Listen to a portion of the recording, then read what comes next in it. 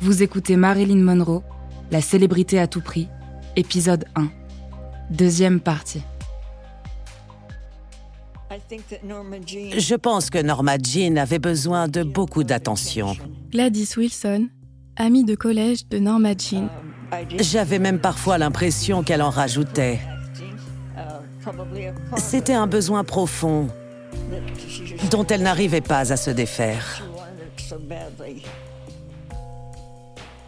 Un soir que Doc Goddard a trop bu, il fait des avances à Norma Jean. Il est alors décidé qu'elle ira vivre chez la tante de Grace, Anna Lower. Celle-ci encourage la jeune fille à se confier à elle. Comprenant la honte qu'elle ressent suite à ses abus sexuels répétés, elle lui enseigne les préceptes de la science chrétienne pour l'apaiser. Puis, Norma Jean se met à fréquenter Chuck Moran, un garçon plus âgé dont la possessivité la flatte.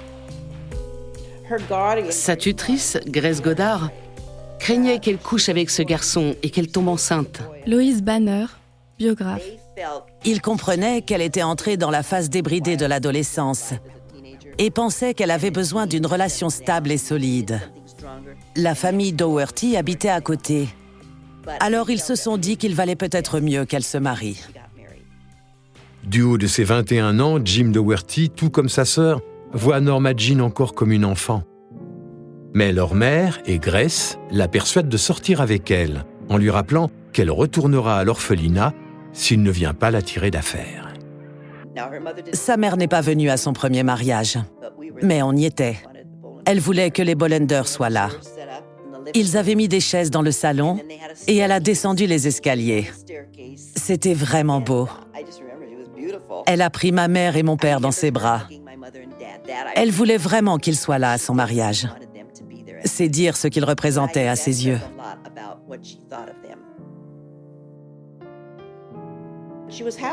Elle a été très heureuse un moment, puis ça a dérapé. Nancy Bollender Jeffrey, sœur adoptive de Norma Jean. Il s'est avéré être un grand macho qui aimait la chasse et la pêche. Le soir, il sortait boire avec ses amis.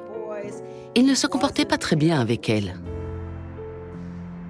En février 1943, Jim est surpris de tomber sur un panneau publicitaire annonçant la participation de Jane Russell à un film d'Howard Hughes. Lorsqu'il se targue d'avoir été ami avec l'actrice au lycée, Norma Jean lui demande s'il la verrait, elle, devenir un jour vedette de cinéma. Jim éclate de rire, se moquant d'elle jusqu'à ce qu'elle arrête d'en parler. Elle n'osera plus jamais aborder le sujet avec lui. Elle ne le répétait peut-être pas à tout le monde, mais sa décision était prise. Elle n'en démordait pas. Rien ne la ferait changer d'avis. James Glagg, biographe. Et Jim Dougherty le savait mieux que quiconque.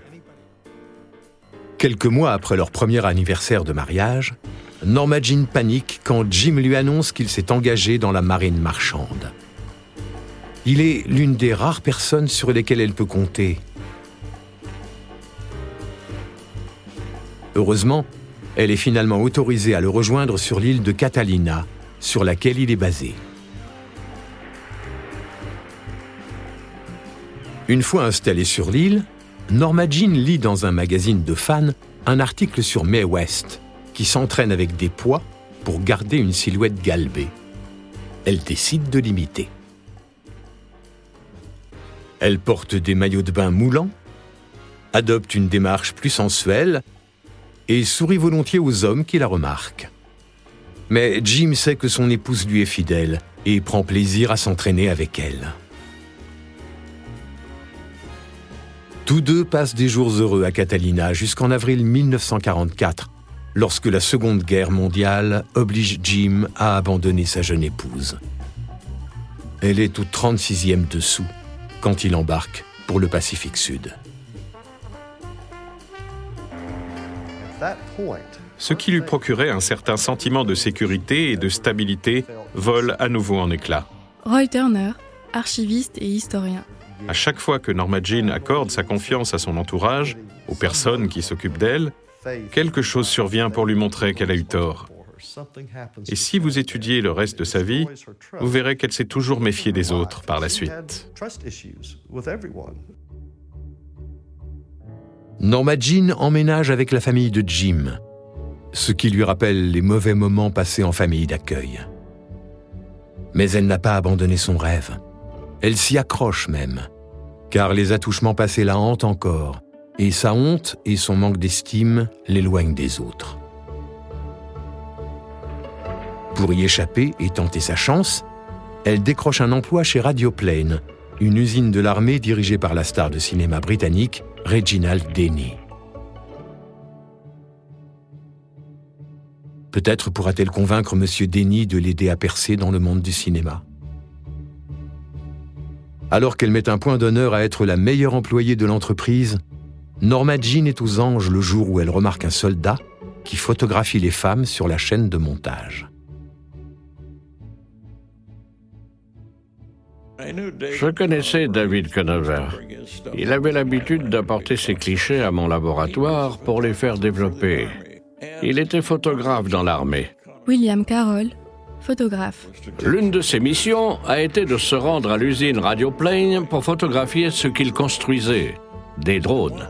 Et pendant son reportage, il a fait connaissance d'une jolie fille, Norma Jean Doherty, et il est devenu très ami avec elle.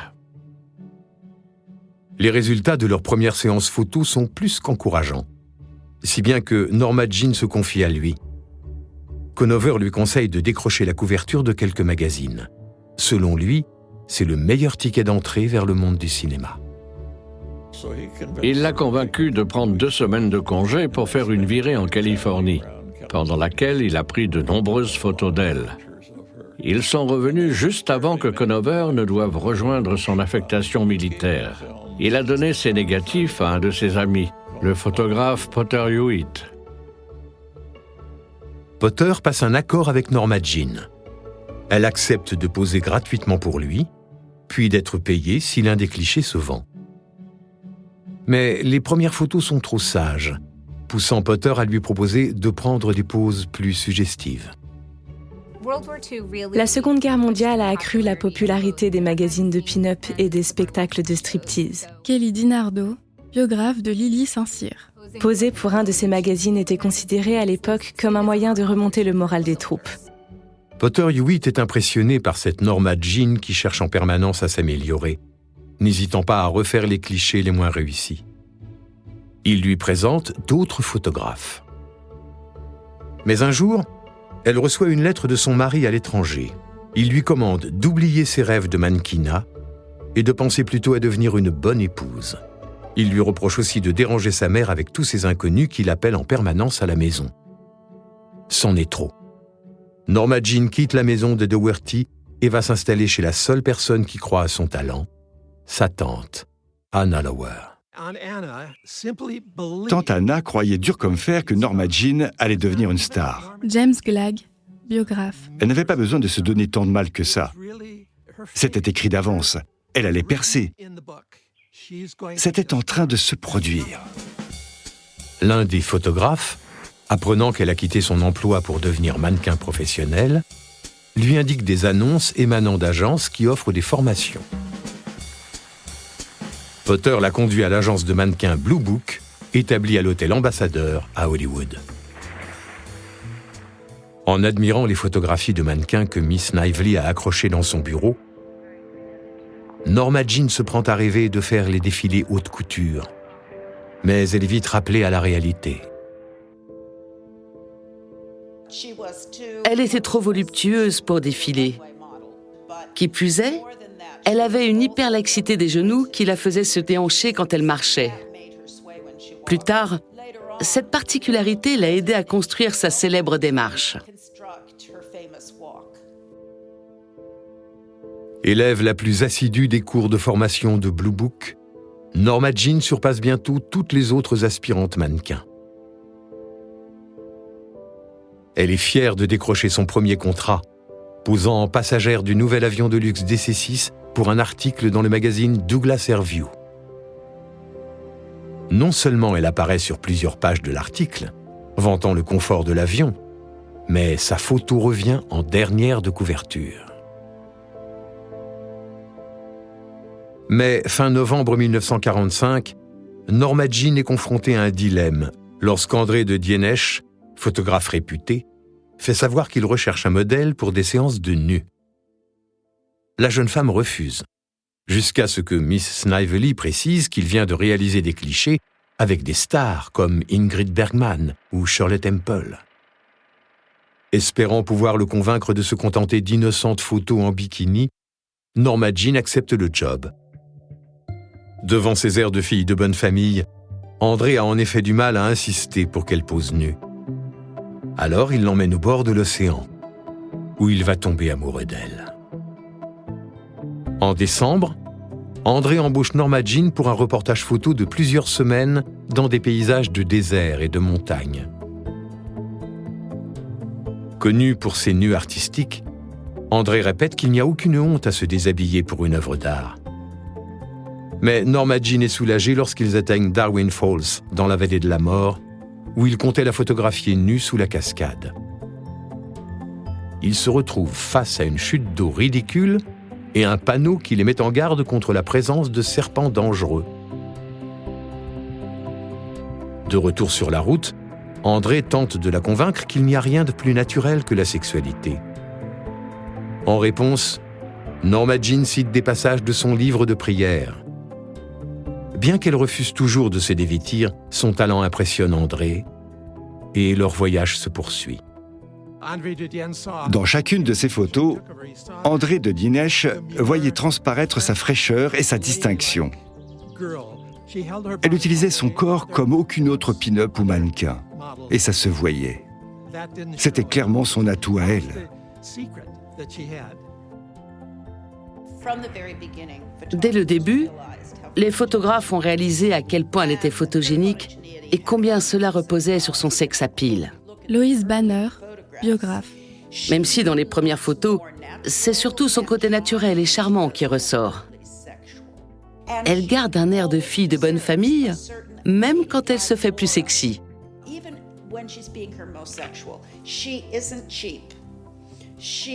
Elle est parfois glamour, parfois un peu provocatrice, et parfois, elle joue avec sa sensualité.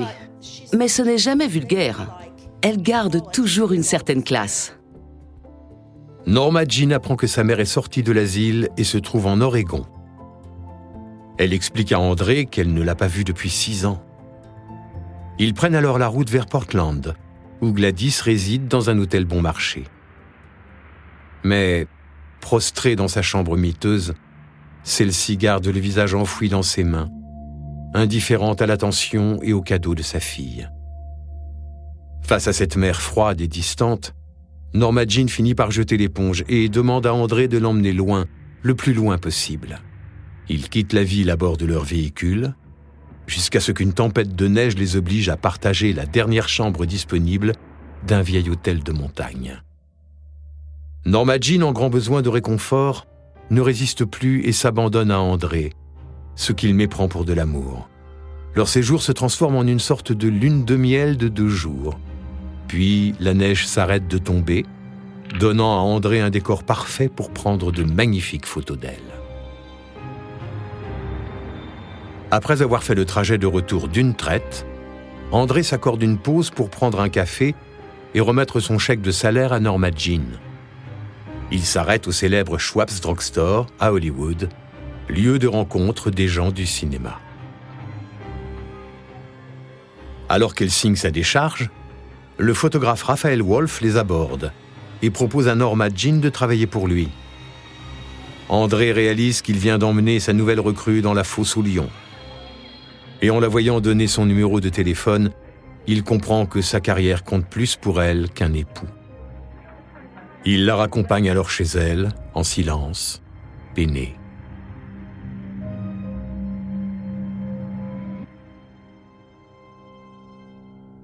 Raphaël Wolf souhaite engager la jeune femme pour une publicité pour un shampoing. Mais ses cheveux posent problème.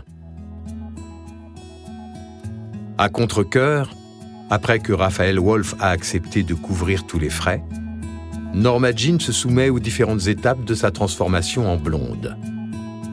Au début, en voyant les tirages photos, elle n'aime pas son nouveau look. Ce n'est pas son vrai visage. Et elle commence à regretter d'avoir cédé à l'insistance de Miss Snively. J'avais besoin d'une fille passe-partout pour un présentoir. William Carroll, photographe. Elle savait comment utiliser son corps, ce qui est unique. La plupart des mannequins n'offrent pas beaucoup d'options. Leur expression du visage est toujours la même du début à la fin. Elle n'était pas comme ça. Elle était naturelle. Elle s'amusait. Et la cerise sur le gâteau, c'est qu'elle apportait sans cesse de nouvelles idées. Norma Jean m'a donné bien plus que ce que j'attendais d'elle. À cet égard, je dirais que c'était une jeune femme très intelligente,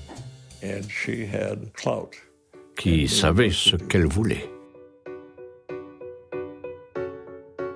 Son nouveau look donne à Norma Jean le courage de faire des choses qu'elle n'aurait jamais osé faire avant. Libérée sous son déguisement de blonde, elle accepte même de poser nue pour l'artiste Earl Moran, qui la photographie pour inspirer ses croquis. Mais leur projet artistique s'arrête le jour où Jim, revenu en permission, entre dans une colère noire en la voyant sortir sans sous-vêtements. Elle lui explique que la culotte crée des marques sur la jupe. Jim, furieux, insiste pour qu'elle arrête le mannequinat sur le champ.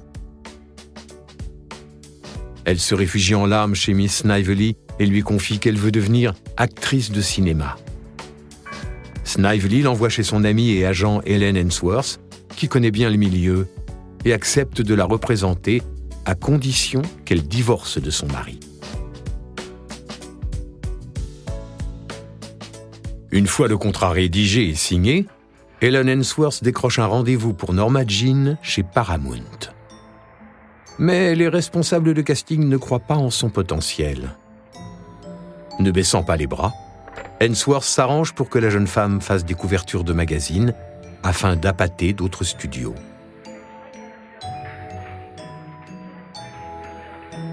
En avril, Norma Jean apparaît à la une du magazine Family Circle. Puis en mai sur celle de US Camera. Elle déménage alors à Las Vegas pour obtenir le statut de résidente du Nevada et déclencher ainsi une procédure de divorce accélérée. Alors qu'elle séjourne chez Minnie, une tante de Grace McKee, à 15 minutes à pied du centre-ville, Norma Jean tombe un jour sur un tournage de film. Elle attire l'attention d'un des acteurs, qui lui présente la star du film, Roy Rogers. Elle est même autorisée à monter le célèbre cheval de l'acteur, puis assiste au fameux festival annuel de rodéo de Las Vegas.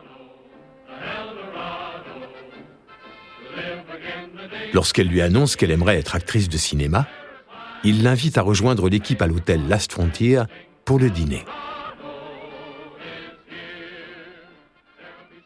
Là, il lui présente Ben Siegel, qui connaît tout le milieu du cinéma. Siegel possède une partie de l'hôtel et y réside avec ses 2 filles. C'est aussi un célèbre mafieux, connu sous le nom de Bugsy, qui a défrayé la chronique 5 ans plus tôt, accusé de plusieurs meurtres. Ben Siegel, qui a déjà aidé plusieurs jeunes actrices à percer, propose à Norma Jean de lui donner un coup de pouce. À l'époque, le crime organisé est en position de force à Hollywood. Il contrôle le puissant syndicat des figurants et investit de grosses sommes dans des productions hollywoodiennes pour blanchir son argent sale. Norma Jean ne réalise pas qu'en acceptant son aide, elle entre dans un engrenage dangereux. Alors que les festivités se terminent à Las Vegas, la fiancée de Ben Siegel revient en ville et Roy Rogers repart avec son équipe de tournage. Norma Jean se retrouve seule jusqu'à ce qu'elle se fasse un nouvel ami. Cette fille était assez mystérieuse. Il y avait chez elle quelque chose d'impénétrable. Bill Purcell, ami de Las Vegas. Quand on était face à face et que je lui parlais, elle me regardait droit dans les yeux. Elle m'accordait 100% de son attention sans jamais détourner le regard. Elle était très sensible. Elle craignait toujours d'être rejetée. Mais elle avait du cran et un sacré tempérament. Ses photos commençaient à faire la couverture de tout un tas de magazines et elle gagnait en notoriété. Mais elle ne voulait pas finir mannequin, et surtout pas pin-up. Mais on ne lui proposait rien d'autre à l'époque. Helen Ainsworth s'appelle Norma Jean et lui demande de rentrer à Los Angeles sans tarder pour un rendez-vous qu'elle a décroché avec Ben Lyon, le nouveau directeur de casting de la Fox.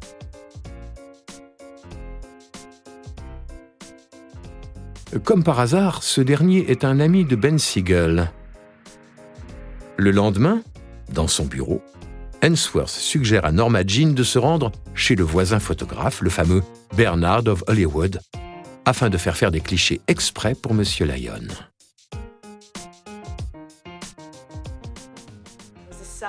L'été 1946 était chaud et humide. Suzanne Bernard, fille de Bruno Bernard. Elle est entrée dans le studio de mon père. Elle portait un short blanc moulant. Il l'a tout de suite remarqué. Bon sang! Il a senti cette sensualité à fleur de peau. Il lui a dit qu'il adorerait la prendre en photo. Le lendemain, à 6 heures pétantes, sa voiture est venue se garer devant le studio. Son cœur devait battre la chamade. C'est comme si tout devenait possible. Mon père disait qu'elle avait plus d'énergie et d'idées que la plupart des mannequins avec lesquels il avait travaillé. Elle était infatigable. Elle ne voulait jamais s'arrêter. Prends donc quelques clichés de plus. Les photos que mon père a prises d'elle ont été remises à son ami Ben Lyon, qui était directeur de casting. Et c'est ce qui lui a permis de décrocher son premier contrat cinématographique à la Fox. Les photos convainquent Ben Lyon du potentiel de la jeune femme. Il est intrigué par son innocence et sa sincérité. Il lui remet alors 2 scénarios de film Winged Victory et lui indique une scène entre un homme et une femme qu'elle doit apprendre pour un essai caméra. Pour Norma Jean, c'est la chance de sa vie et elle en est terrifiée.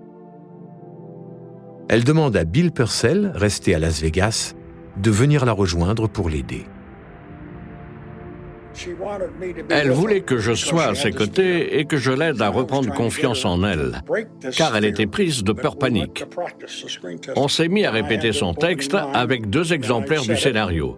J'ai dit la première réplique, puis j'ai attendu qu'elle enchaîne. « C'est ta réplique, chérie !» Et elle n'a rien répondu. Elle s'est figée. C'était perturbant. On aurait dit une momie. Elle avait le visage complètement inexpressif. Je n'aurais jamais soupçonné un trac pareil. C'était sa peur de l'échec. J'ai fini par lui prendre le scénario des mains en disant « Allez, on n'a pas besoin de ça ».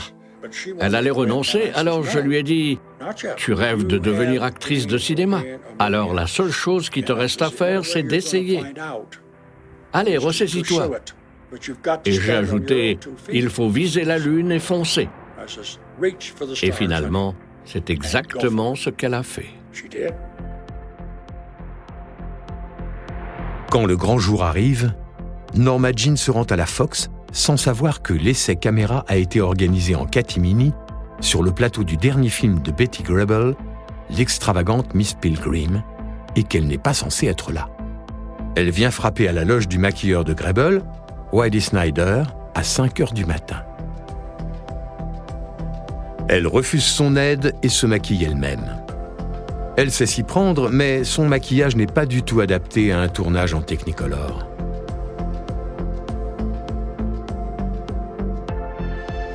Whitey lui montre la robe qu'elle doit porter pour l'essai. Il lui demande de l'enfiler au plus vite. L'heure tourne. Alors il l'emmène sur le plateau rencontrer Léon Chamroy, chef opérateur oscarisé.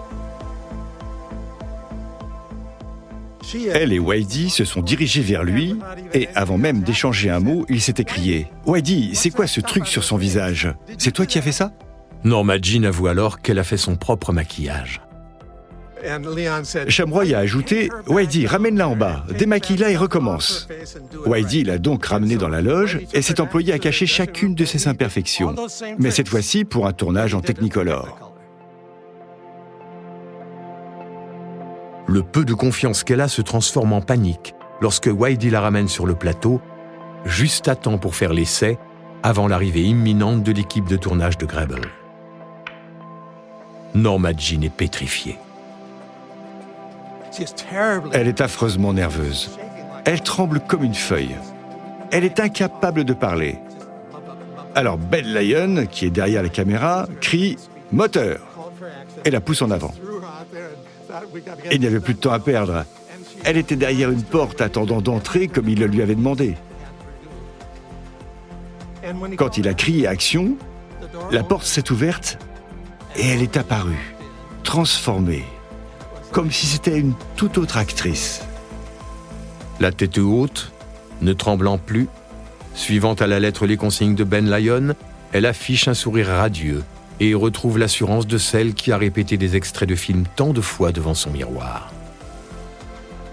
Entre-temps, Bill Purcell l'attend chez tante Anna, s'apprêtant déjà à la réconforter si jamais elle revenait en larmes. Quand elle est rentrée à la maison, elle sautait comme un cabri. Elle s'est ruée dans mes bras, me faisant presque tomber à la renverse. Anna était là aussi. Et Norma Jean, surexcitée, nous a dit « Ils ont fait l'essai en couleur. Ça veut probablement dire que c'est important. » Je me suis tourné vers Anna qui a dit « Eh bien, il faut le croire. » Mais cela a été fait sans l'autorisation du PDG de la Fox, Daryl Zanuck. Daryl Zanuck visionnait les rushs de la veille dans la salle de projection. Et tout à coup, ce bout d'essai est apparu. Il a demandé qui était cette fille. Et Léon Chamroy a répondu « C'est la fille qu'on vient de signer, Norma Jean Dougherty. » Zanuck n'apprécie guère que tout cela se soit passé dans son dos, mais se tait en apprenant qu'elle est la protégée de Ben Siegel. Le 13 septembre, le divorce de Norma Jean et Jim est prononcé. En fêtant la bonne nouvelle avec ses proches, elle réalise subitement combien les choses ont changé depuis le début de son rêve. Elle vient de faire la connaissance de sa demi-sœur, Bernice, qui est venue la voir avec sa fille. Pourtant, les retrouvailles sont loin d'être joyeuses. Sa mère a maintenant une dent contre l'industrie du cinéma. Et Grace a eu vent des rumeurs affirmant que Norma Jean a décroché son contrat avec l'appui de la mafia. Tante Anna, elle, est aux anges. Car le destin de Norma Jean commence enfin à s'accomplir. Si vous avez aimé ce podcast, vous pouvez vous abonner sur votre plateforme de podcast préférée et suivre Initial Studio sur les réseaux sociaux. Marilyn Monroe, la célébrité à tout prix, est un podcast coproduit par Initial Studio et French Connection Film, adapté de la série documentaire audiovisuelle éponyme, écrite et réalisée par Yann Hers. Production exécutive du podcast, Initial Studio. Production éditoriale, Sarah Koskiewicz et Mandy Lebourg, assistée de Marie Agassin. Montage, Camille Legras, avec la voix de Camille Clément.